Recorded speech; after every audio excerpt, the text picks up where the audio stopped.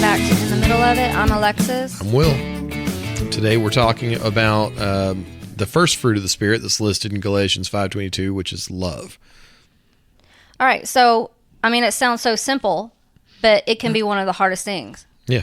And so, what is love to you? When people say, what if someone asked you what's love, what would you say?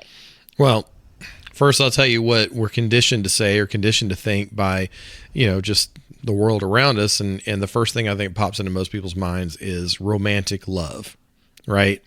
Oh, I love you and gushy, all that good stuff. Valentine's Day type of love that, is really what's put in our face by media and everything. But the love we're talking about is what in the Greek manuscripts of the Bible is called agape love, which is unconditional, it's selfless, and it's sacrificial. That's what we're talking about. So in the Bible, God is love. Mm-hmm. And so that he simply is love, but we're not God. We're in the world. Right. And so we're struggling with things. So what we're going to focus on today as far as love is how to love difficult people. Yeah. Because let's be honest, I think we all have somebody, if not multiple people in our life that makes it hard. Yeah, they could be coworkers, family, people at school, if you're in school, just people around us that can be difficult, and learning how to see those people the way God sees them and then love them the way that God loves them, even when we find it difficult to do. It kind of comes easy with our kids, our spouse, maybe our parents. Like, love just kind of comes natural. Mm-hmm. But when you're dealing with a difficult person, and that could be somebody at work, mm-hmm. it could also be somebody in your family. And a lot of people might not want to admit that. Oh, well, you shouldn't feel that way about your family. But I think it is pretty common in families. Sure. Because families typically do spend a lot of time together, and you have all these personalities that can just clash. And we're in a world, especially with social media, where we see so many different people and what their opinions are, what their beliefs are, politics. And so we have to know how to love them outside of liking them. And I don't know how you feel about this, but do you feel like you have to like somebody in order to love them? No, I don't. I don't think that at all. Because again, liking somebody is an emotional response to maybe shared interests or similar personality types or, similar opinions, that kind of thing. Those are the things that go into liking somebody. Whereas loving someone in the way that God wants us to love people is action. Right. It's not a feeling, it's an action.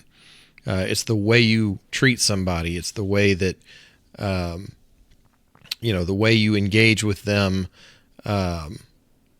and maybe encourage them or support them. It doesn't have to be, something that you do all the time with that. You have to love them all the time, but I'm saying you don't have to necessarily, if there's somebody that you don't like, but you're choosing to love them, sometimes you can do that with boundaries in place. Right. Right. But it shouldn't be something that you have to necessarily force, and shouldn't come under obligation or compulsion, right? It should be something that you choose to do freely. So let's say at work, it might be a little easier to set those boundaries, like don't go to lunch with them, don't go in the break room with them, don't hang out with them after work. But what if you are in a setting, maybe a group setting of friends? You have multiple people in this group, and it's 20 people, and say you clash with a couple of them, but you see them in this group. How do you make that work without it standing out? We should be able to coexist. I don't know if that's the right word, but it kind of is in that sense. When you let your feelings become so overpowering that it might interfere with the ability to love them. Because when you're around people, and I've struggled with this, I can only speak for myself, and I'm going to use one of my ex-bosses as an example. It's one of the jobs I had after my dad, because I worked with my dad for 16 years, and I can't even think of one day where we just butted heads at all. Right. But I am someone that typically can do that pretty well because maybe my mental health, I don't know. But when I took that job right after dad, it was more for experience. It was photography is a hobby for me, but I thought this is an opportunity to kind of check off a box in my life because I always wanted to be like a midwife. And so there's this opportunity to take pictures of babies in a hospital. It's like, oh my God, not only do I get to like see the babies and be in that environment and kind of check off bucket list because I didn't become that. But I get to you still got to work with babies in the hospital. I get to enhance my photography, and this is temporary. I know it is going into it. When I first started, I knew it was commission only. I had no standard. I had no expectation, so it was free going. Like, I got along with everybody. The lady that hired me, a little bit younger, and you could tell almost immediately we were a little different. But at first, it was okay. We talked. Her husband was in a band, and she would ask things about you, but I found out pretty quickly that we're not alike in a lot of ways. Right. And so the good thing is I don't have to see her all the time. She's like the regional manager. So she's all over the place.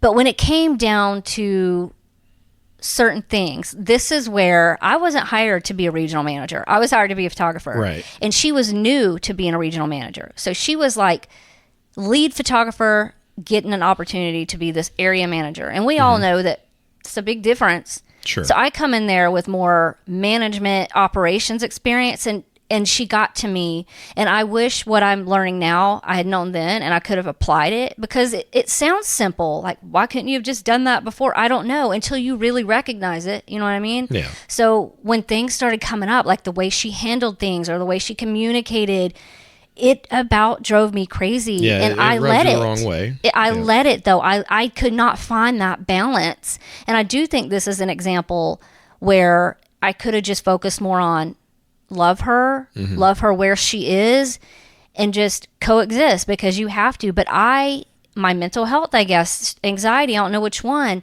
it got so fixated on she's getting to me. And that part of my mental health that she's affecting, I don't like it. I don't like the way it feels. So you let emotions in that instance. Yeah, you let your took emotions over. get in the way of your ability to love this person. Yeah. Yeah. So being that you had that natural boundary in place, that she wasn't in the workplace with you all the time because she had multiple sites she had to manage. Yeah. Looking back on it now, what are some things you could have done differently to show love toward that person? I could have just had grace for the fact that she isn't a regional manager, which I didn't know. She is, but she didn't have the experience. I didn't know right away that she was new to it. So the first encounter we had, her boss had to tell me, look, I know she needs training. She's new to this. After that is when I wish I would have practiced more of that grace for her. She was given this opportunity. It's a increase for her. It's a promotion for her. Have that grace for her. But there was just something in me, not that I thought it wasn't about I'm better than her. It was just that me that wants to fix it. But I know how to do this. I know how to communicate with the team. They're coming to me already, because it's just when you've done it, you've done it. It's not like, it's just what it is. If I could have just allowed myself to just step back, I love to help people, but that wasn't my job. And I would jump in a lot of times on the communication app that we had. And I just needed to know my place, and that, and just exercise that this is her spot. And I didn't want her spot because I wasn't there for that. Right. I wasn't going to get it anyway. But you also wanted to see things done right. I wanted things to be done a certain way because I do know operations. So it wasn't even that I was thinking I'm better than her. It was just, I know how we can do this better. And I kept putting that stuff in there, and where that might be okay sometimes, I think you have to know your place in it though too. Because it could look... You can do those things. You can, if you have that experience, you can kind of try to suggest things, but you have to do it with a loving attitude, right? Yeah. And the difference, I guess, well, you tell me, were you suggesting those things out of love or out of frustration? Frustration. Okay. Well, I mean, that's fair. That's fair, because I've been in the same positions where I have experience doing something. Yeah. And I see someone that has authority doing it a different way. And my choices are either, bite my tongue and just let it be and do it their way, which usually leads to frustration on my part. Or can I have a sidebar with this person and say, hey, I've been down this road. ultimately the decision's yours, but can I make this suggestion, and see if there's a better way to do this. Sometimes you're going to run into people that don't want to hear it. They want to do it their way. And that's the point at which you do have to just grin and bear it, because, part of loving is loving like God is being sacrificial. Now that doesn't mean I don't want that to get confused with letting yourself get walked all over. Yeah. Because if you do have principles and you do have standards, you don't want to compromise those. No. Because then you move from being loving in a sacrificial way to letting yourself get trampled. Right. You can still maintain your standards and work within the framework of maybe a boss that you find, difficult to communicate with and difficult to understand, right? Right. Yeah. So 1 John 4:8, where God is love, it says, whoever does not love God does not know God, because God is love. Right. So especially if we're Christian, we have to love one another. You cannot choose to hate someone. Now, you don't have to like somebody. And the one thing I wish that I was able to separate many times in my life is that. Because in my mind, I thought, but that just sounds so bad. To not like someone sounds cruel, or it sounds bully-like.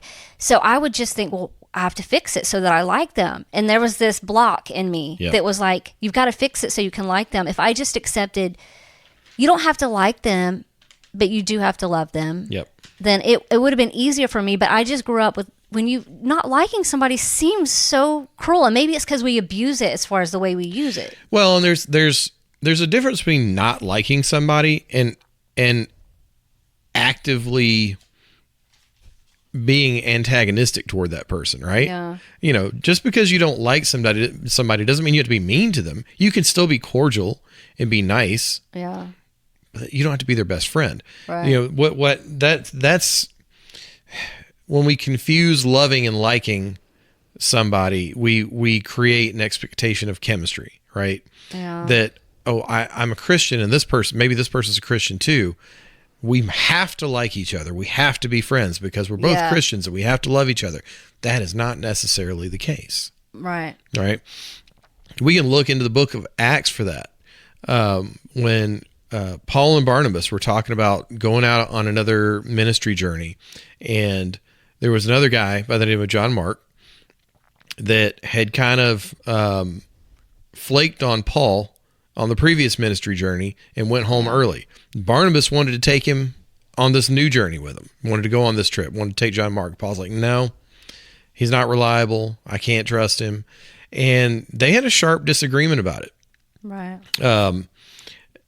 So Paul and Barnabas for a while, and they end up reconciling in the end, in years later, I think, but they didn't agree, and they kind of got into it with each other and decided, what, for the sake of being able to maintain, a good working relationship in the ministry. Yeah.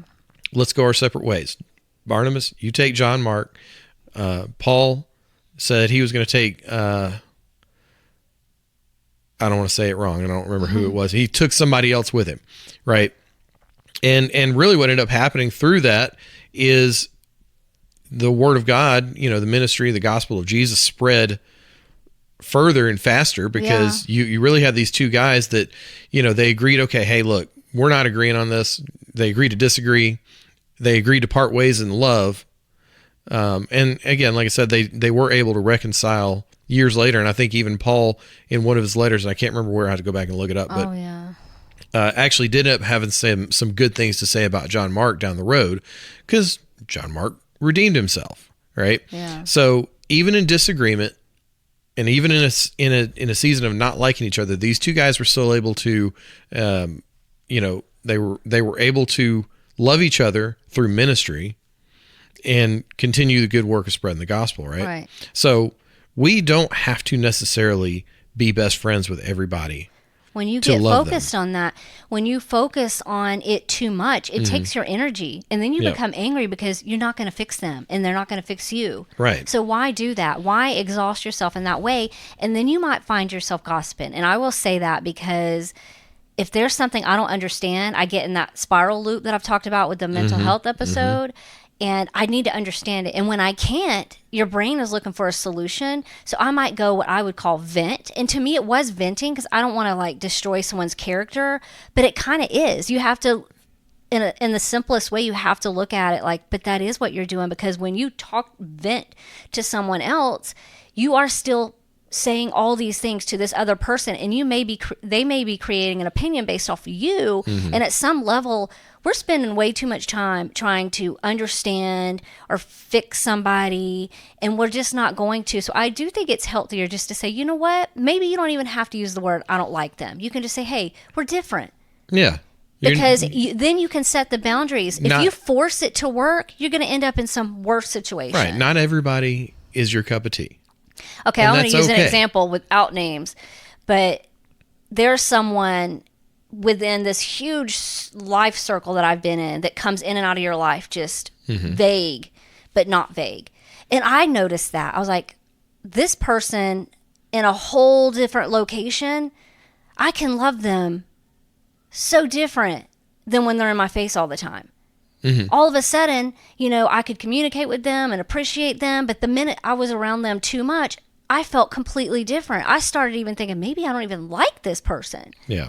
Because I think that's a reality. Once we had too much connection, too much in each other's face, all of a sudden, like things that make us like your personalities, don't mesh, right? Yeah. And I think a lot of us can run into that. Some people may be more introverted and just want to, have a smaller circle, have more deep, meaningful conversations, one-on-one or in small groups. And some people are extroverted and they like to be loud and they like to, have a big crowd around them. And those two people don't necessarily jive all the time. Sometimes they can. And I think in small doses with each other they can.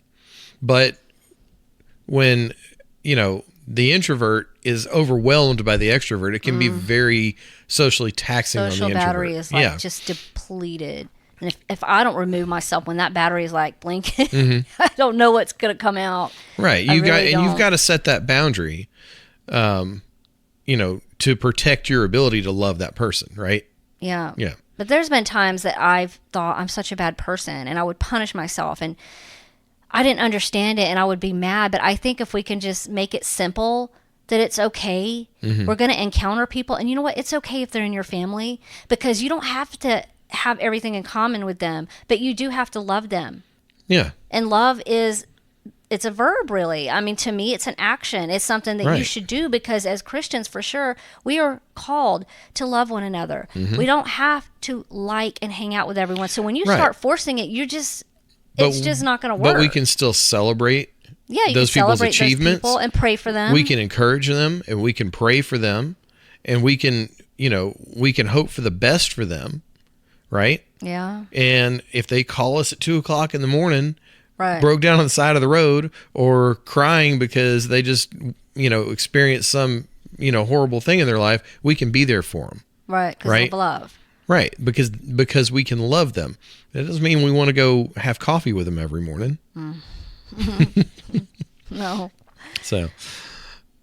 But, when we think of the greatest example of love in the Bible, it's Jesus on the cross. Yeah. And so we're not required to be crucified for people. We're just simply called to just love them, pray for them, care about them. But I can honestly say, and I think it's mental health, that I did not always understand that. And so I would be in this spiral because I didn't understand it. And I was just constantly questioning what's wrong with me or what's wrong with them.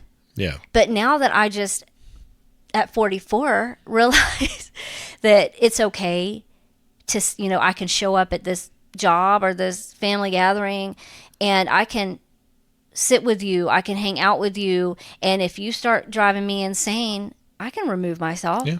Jesus removed himself a lot of times. He'd be surrounded by a crowd and he would take off and go somewhere by himself and pray. Right. And if you think Jesus liked everybody that he came across, how many times did he have some harsh words to say, he called people a brood of vipers.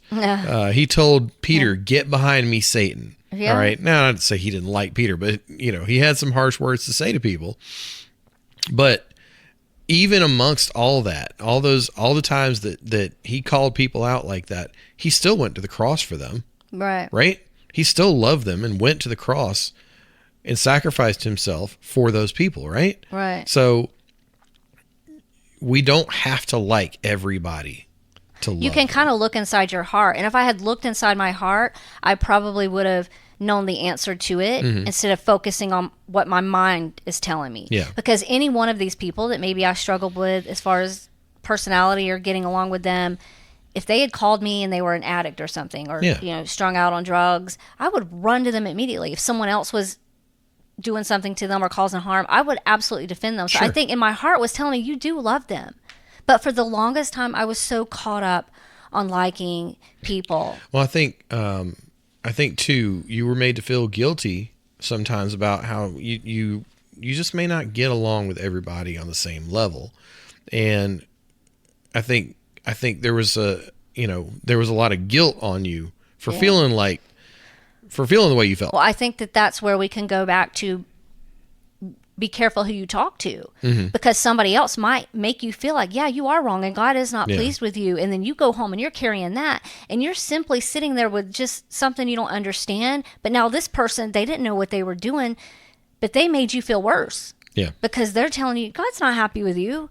And that's not what the person really needed to hear, but maybe they didn't understand. So we need to go to God and ask him, if you don't know what to pray for, this is what's helped me lately. And I mentioned it in other episodes, is just pray, God, I don't know what this is, but it feels heavy and my heart is heavy. If it's a relationship thing, I just simply want you to reveal it to me so I can understand it. And if it's a relationship, you can ask him, God, help me to see others the way you do, because I've prayed that recently for myself, and I see myself in this whole different light. So he can do that for you with other people. And when I think about right now, because today's the first day of our county going back to school, and we still have one daughter in school. Yep. And my heart's been heavy all day because I know that she doesn't love school and she has anxiety problems like I do. And I'm trying to desperately talk to her about how to handle that. And if somebody gets on her nerves, she's doing what I do. She's trying to understand them.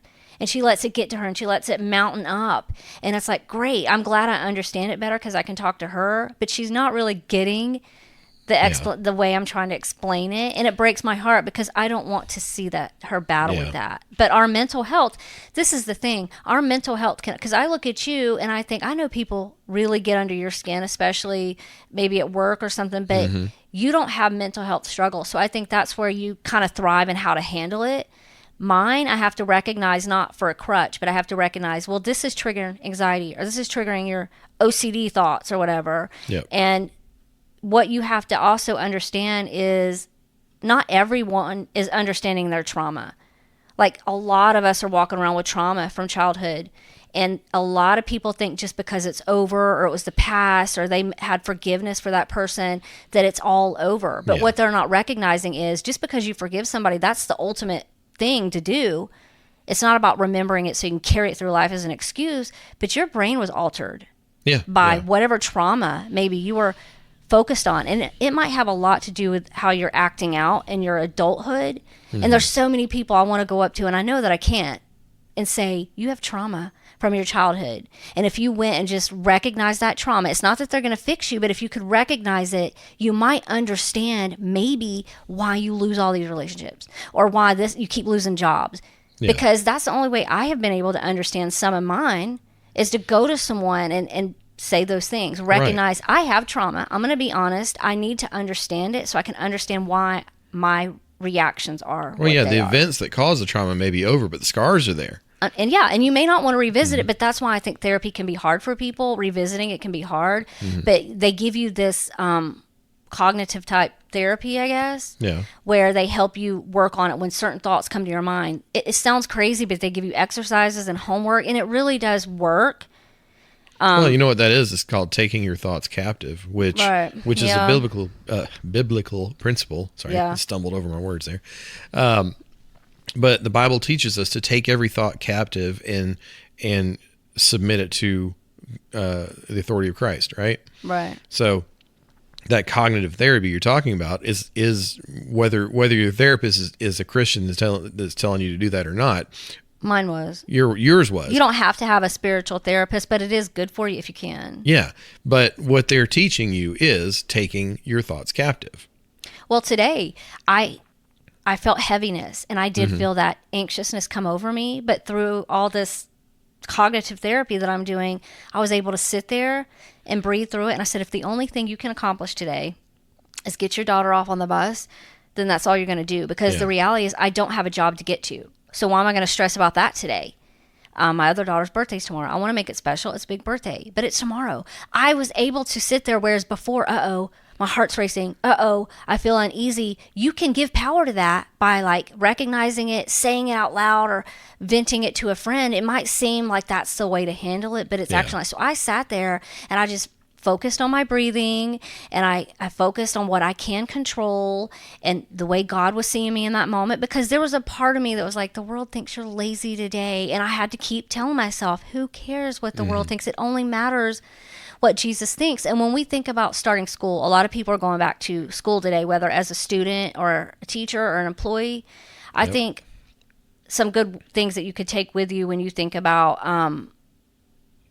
how to handle that. If you're walking into a situation like, great, that teacher's on my team again this year, or whatever it may be, some of the tools that you can, some cognitive therapy tools in your toolbox, the first thing you can do is pray for them. Because you do love them. And you want to pray, God, just recognize whatever it is that's a struggle between us, and help me cope with that today so that we can coexist.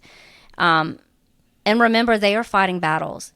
Everybody is fighting a battle. Everybody's fighting and a their battle. battle probably does look very different than yours, but they are fighting, and it will give you grace. Grace will come over you for them. And, separate their behavior from, just separate whatever their behavior is that sets you off from just who they are as a person.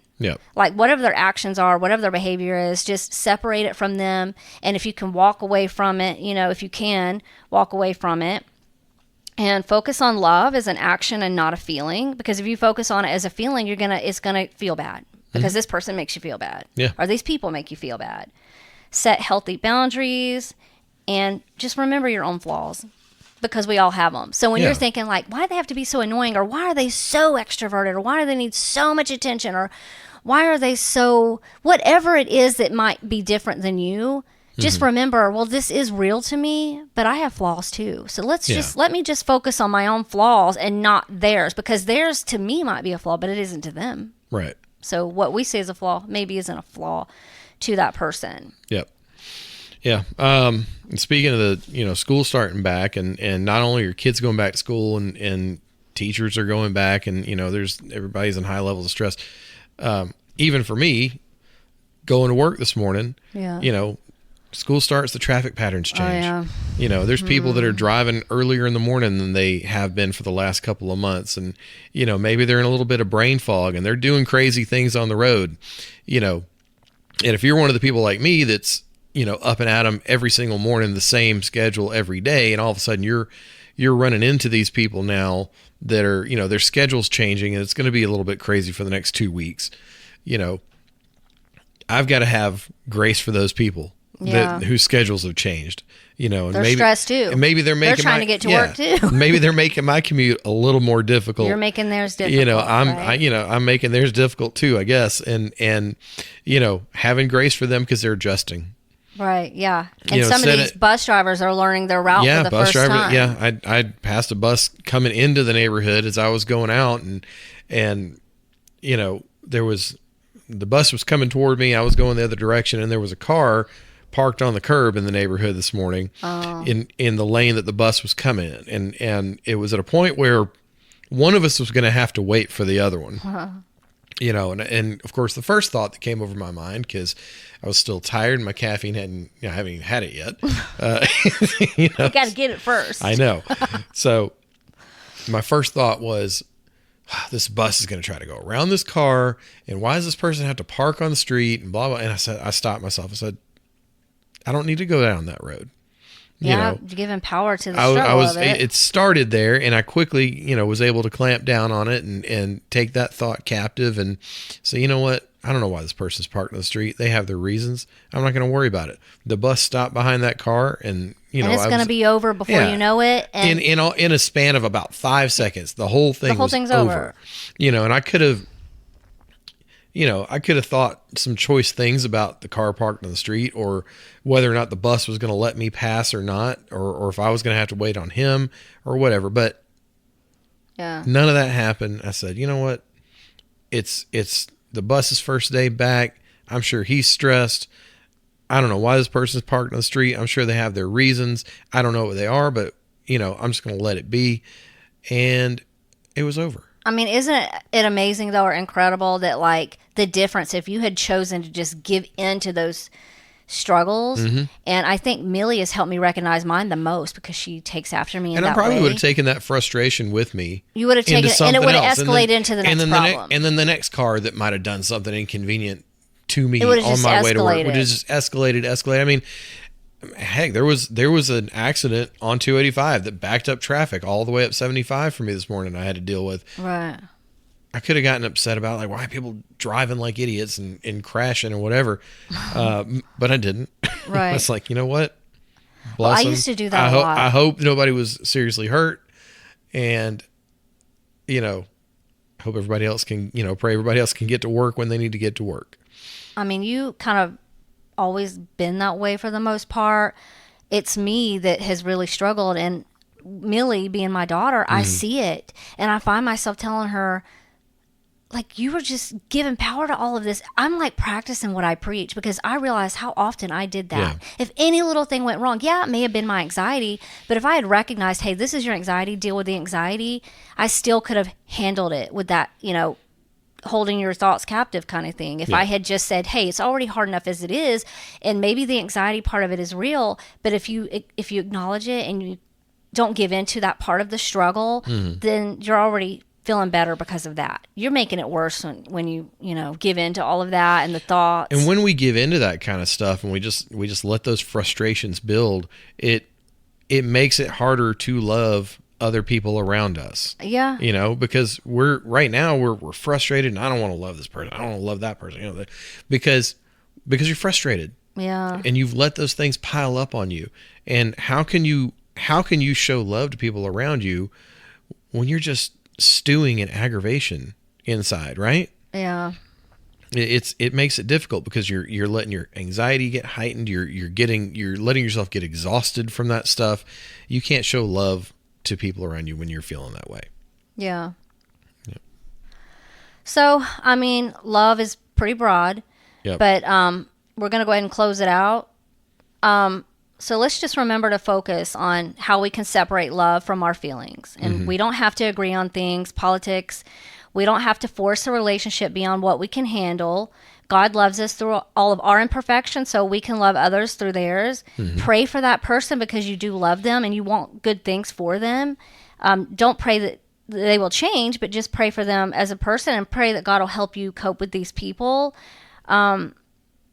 And just remember, when we choose hate, you're only hurting yourself. Yeah. So you're the one suffering when you choose to have these feelings towards someone. They are not the one suffering. Yeah, that's right. All right, well, I'll pray us out.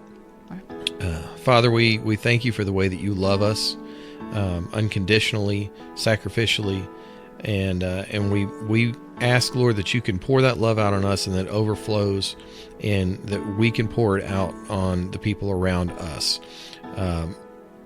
especially the ones that we find to be difficult.